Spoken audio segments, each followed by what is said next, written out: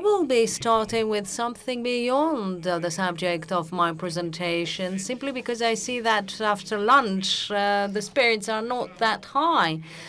In summers, there is a habit, in cases, in periods of great drought, the head of a monastery does a litany of the Virgin Mary and prays for rain. A year, there was no litany because the people, the believers, did not bring their umbrellas with them. And I see that no one has brought many laptops. I am talking about technology and I have a laptop in front of me. Do not misinterpret me. It's a joke. Okay, we are respecting the times now. As you can understand, I come from the Far East, where Orthodox mission has only a few decades of life. And as we say to us and to others, we're talking about Christians of the first generation.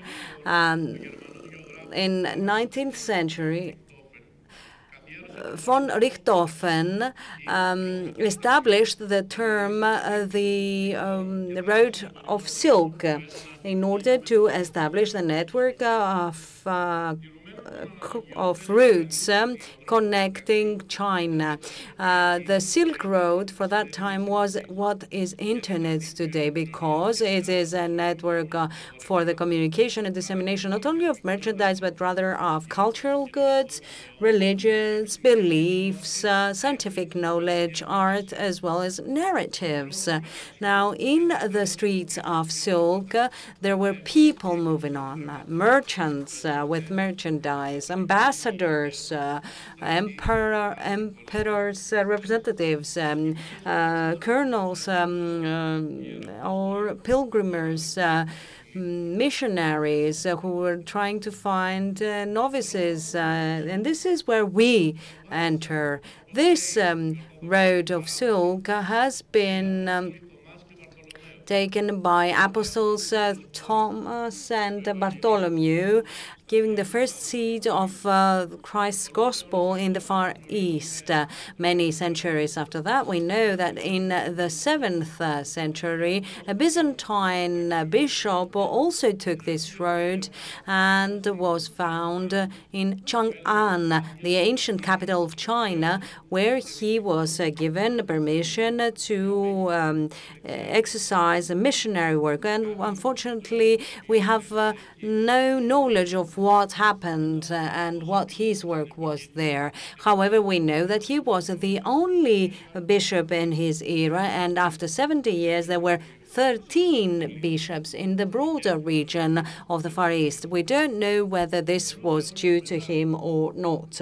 Many centuries after that, in modern times, we have the ecumenical patriarchates to organize this spread out missionary efforts in the Far East and create 3 metropolises that are called missionary metropolises, because there have never been communities of Orthodox people in such communities. That is, people who reside permanently in these regions and who are Orthodox Christians. We have the Hong Kong metropolis, the Korea, and the Singapore metropolis.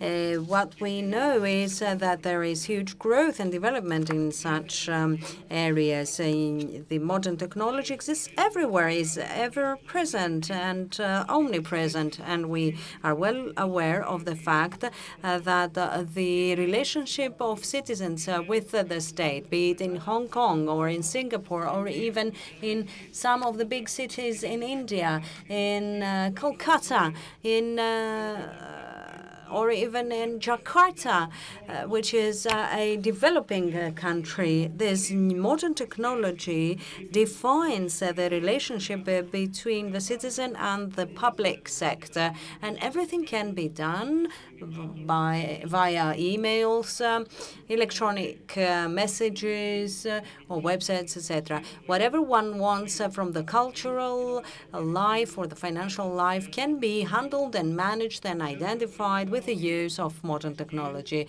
We know that religions, as well as Protestant confessions that are in these regions in the last 300 years, have used to the maximum extent the new technologies. You will be impressed if you navigate in the Far East internet and try to find the Roman Catholic Church or the Protestant websites, etc. You will really be amazed by the media that they use, the means that they use, and the way they use such means. So I'd say that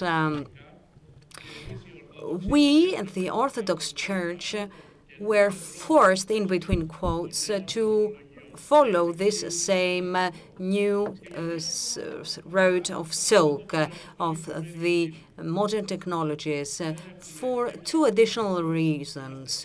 There's only a few of us who work and offer services in these areas, and we have no resources. The parishes, etc., have no property, no assets, and the people who constitute the Orthodox communities are not in a position to preserve and maintain their priests or their institutions, the schools and the charities, and all that is maintained by thanks rather to the love of the friends of the mission. It sounds paradoxical, but it is true.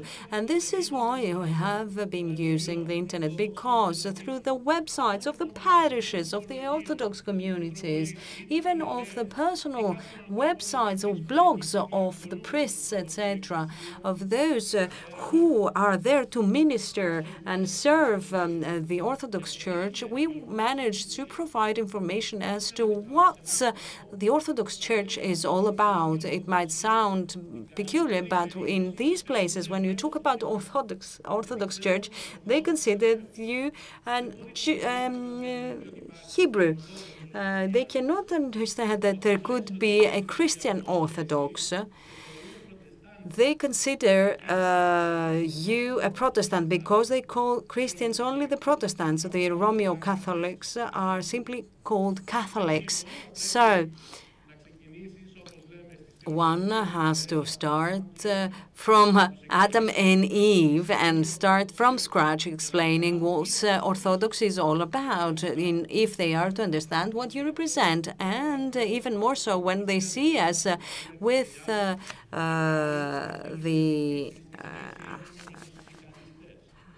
habits, the canonicals, etc., and the vestments, they ask us about our relationship with jihadi.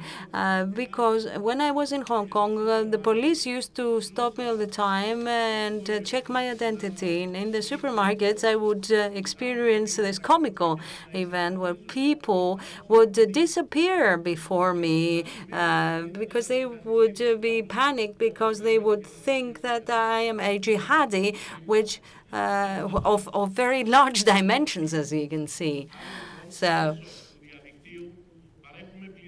through the internet, we can provide information as to who we are, where can they find us, because there are no churches built. There is no financial possibility. A person who wants to come to Hong Kong and find the Cathedral of Apostle Lucas has to go to the 7th floor of a building, because this is where the temple is.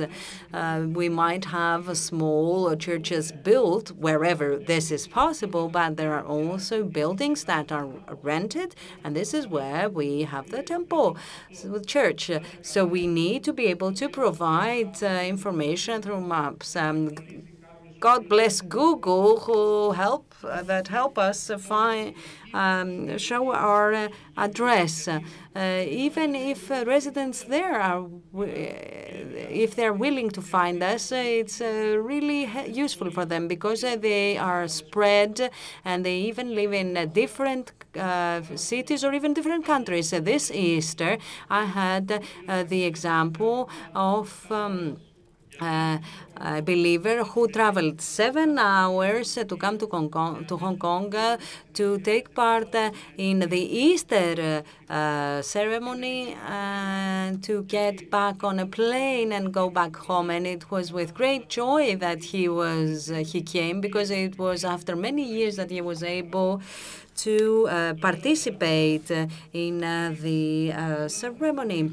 Now, this was an example. Of course, we can use the social networking media in order to proceed to the study of the Holy Bible for our parishioners, for our congregation who reside many kilometers away and who find it really difficult to engage into personal contact.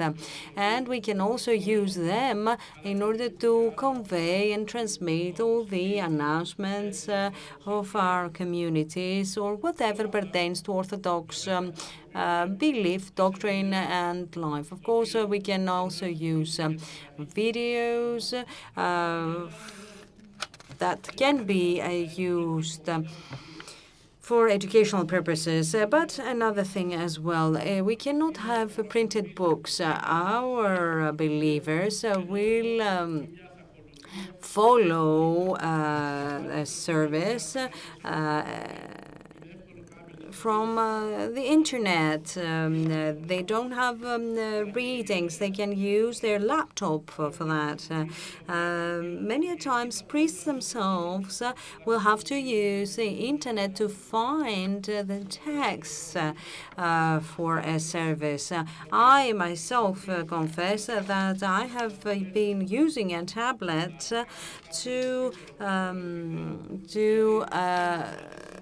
name a presbyter into a proto-presbyter. I had the relevant blessing in my tablet, so I used it to do that. Now, there are also other problems identified in the mission, but pertaining to the internet. The first problem, I apologize, I have to say that, is the appearance of parallel jurisdictions in Far East. It's a hot issue which us Orthodox are not willing to discuss. However, our believers see from the internet that there are many jurisdictions, that there are people who do not follow the local Orthodox bishop, but another bishop from another local church. And we start resembling a store, a big store where everyone is free to call the different stores in the same building. And of course, in this way, we lose the unity of the Orthodox body. And as Orthodox clergy, what we usually do, if we don't turn a blind eye to that, is blame each other and fight over these privileges. However, it is a great advantage for our believers, whether in the Far East, in the Chinese, the Indonesians are broken into Greeks, Russians, Antiochians, Arabs, Bulgarians, or Romanians. It is really impressive. And another thing that we observe, in Facebook, we can see that there is anonymity, but there's also those who appear as missionaries from afar. And this is a big problem, and I would like to point that out. The intervention in the in the catechesis of the members, people who come in contact with the members, etc., and try to speak to the Asians, etc. Well, although they are far, far away, but they are not aware of the fact that these people haven't heard anything about Orthodoxy, and we need to be pedagogical about them. As Apostle Paul said it, first you give them milk, and as soon as they grow, you give them the meat, etc. Because if you give them the meat too early, you'll harm them, as unfortunately is done by some people, creating huge problems for us. And there are also those who are frauds. Sometimes associations tell me, why don't you publish children's photographs? Or why don't you use children's photos from orphanages, etc.? Why don't you publish them? Why? Because there are pedophiles. There are people who gather the data and want to do harm, and they wanted to exploit the institutions and foundations of a church or create problems with the mission because they don't want the mission to exist. And we need to be able to protect our people, both from those who are evil as well as from regimes or governments who want to see a picture, scan the face, and then go and arrest people or have house arrests performed. We do have these things, and I cannot give you further information because you can understand why. Well, I apologize for taking too much of your time. I had simply to submit to you and share with you an experience that has shaken me wholeheartedly. The good and evil things of the internet. It's a tool that we try to use in order to bring together the Orthodox flock and in order to help them understand what it means to participate in church. And at the same time protect them from the risks. So pray to God so that this project continues to exist. Thank you, and Christ has risen.